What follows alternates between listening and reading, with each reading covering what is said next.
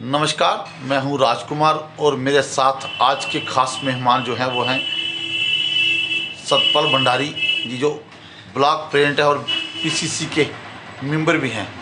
तो आज उनसे बात करने का प्रयास करेंगे, क्योंकि इन दिनों जो जम्मू कश्मीर के राजनीतिक हालात हैं वो किस स्तर के हैं उसी पर विषय पर चर्चा करेंगे। क्योंकि पिछले कुछ दिनों पहले राहुल गांधी जी ने जम्मू कश्मीर में प्रवेश किया था।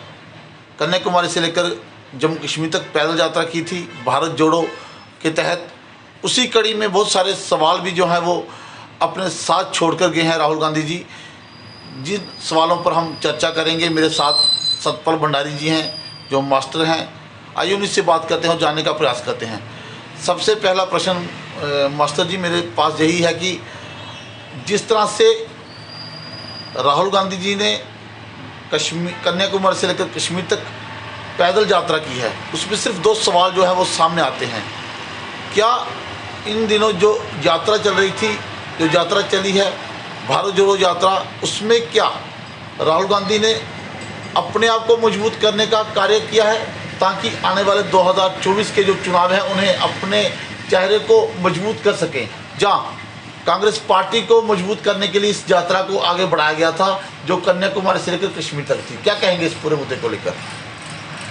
पहले तो मैं सबका जम्मू कश्मीर में आपका स्वागत करता हूं,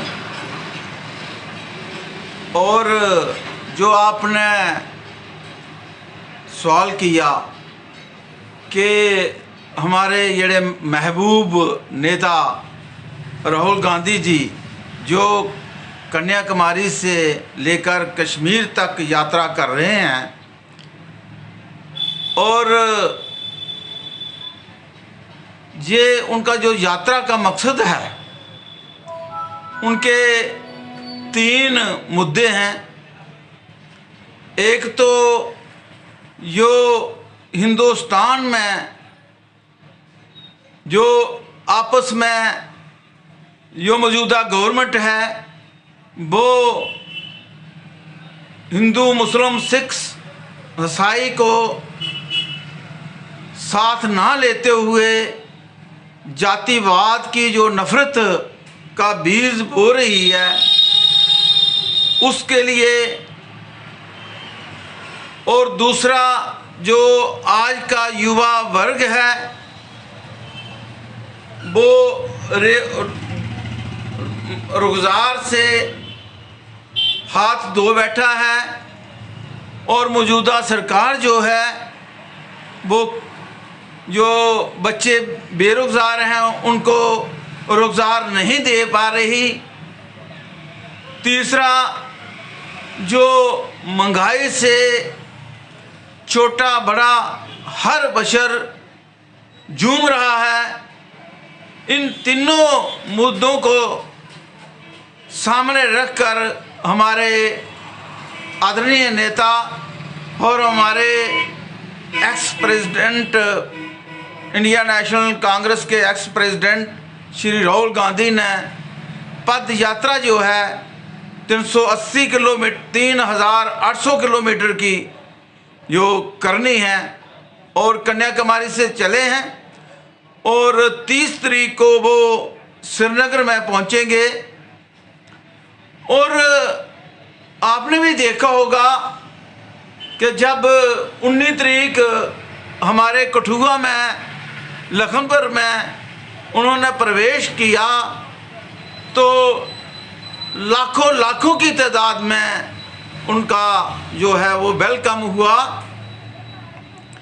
क्योंकि जो जितने भी 3 मुद्दे उन्होंने लिए हुए हैं, ये सब मुद्दे जो हैं वो गवर्नमेंट को, ये लोग जो हैं वो गवर्नमेंट से दुखी हैं, और लोग जितने भी लोग हैं इस पीड़ित जो लोग हैं, जो नौकरियां नहीं मिल रही, बेरोजगारी है, या किसी जो हिंदू मुस्लिम सिख ईसाई का की बीज में ये दब रहे हैं, और जो जो भी यहाँ पर लोग सामने आए उन्होंने अपने अपने मसाइल रखे और हमारे आदरणीय राहुल गांधी जी ने बहुत तरीके से उनके जवाब दिए।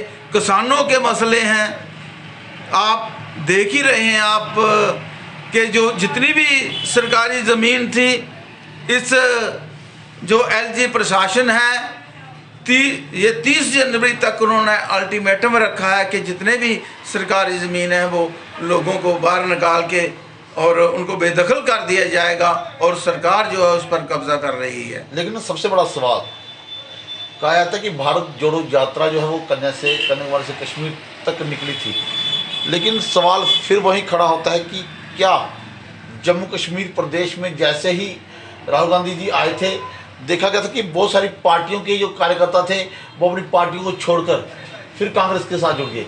तो इससे लगता नहीं कि भारत जोड़ो यात्रा के साथ साथ कहीं ना कहीं उन कार्यकर्ताओं को फिर वापस लाना था जो कांग्रेस को पहले छोड़कर चले गए थे फिर वापस आए हैं। तो क्या लगता नहीं कि इस परिस्थिति में इस यात्रा में भारत जोड़ो यात्रा के साथ कांग्रेस के साथ जुड़ना भी वो तय था? क्या लगता था इस मुद्दे को लेकर? नहीं, ऐसे तो कोई बात नहीं है। जो हमारे आदरणीय राहुल गांधी जी हैं वो पूरे भारत की जितनी भी कोई मसाइल हैं उनको सुन रहे हैं और यहाँ तक हमारे जो मौजूदा जो प्रेसिडेंट हैं खड़गे साहब, उन्होंने 22 पार्टियों को निमंत्रण दिया है कि वो 30 तारीख को जब हमारी राहुल गांधी की यात्रा श्रीनगर पहुंचेगी और श्रीनगर में जो लास्ट वहाँ प्रोग्राम करना है, उसमें जितनी भी हमारी जो हम ख्याल पार्टी हैं, कांग्रेस की हम ख्याल पार्टी हैं, सबसे बड़ा उनको इकट्ठा किया गया है। भंडारी साहब, सबसे बड़ा सवाल यह है कि हमने देखा कि बहुत सारे पार्टी के नेता थे जो पहले कांग्रेस में थे, किसी और दल में चले जाते हैं, फिर जिस तरह से ये यात्रा शुरू होती है प्रदेश में इंटर करती है, जैसे ही प्रदेश में आती है तो उसके बाद यानी वो नेता जो दूसरी पार्टी में गए थे, चाहे बीजेपी हो, चाहे डीएसपी हो, डीपीएस हो, चाहे और भी अन्य पार्टियां, उन्हें छोड़कर फिर कांग्रेस में उन्होंने